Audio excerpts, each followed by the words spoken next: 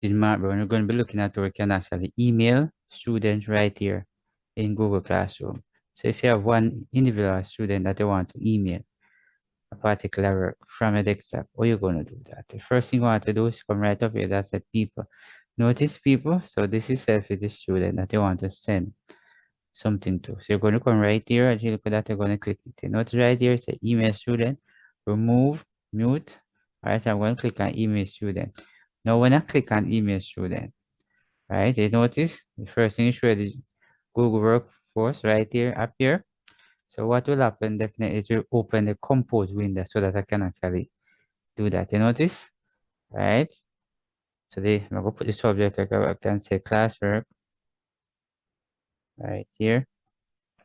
So like that, I'm going to come right down here. I'm going to attach what I want to send to that individual student, right? I want to send this. So I want to click on the word open, just the same, all right? And I can also do it for multiple students. You notice? So as soon as I finish that, I can come right here.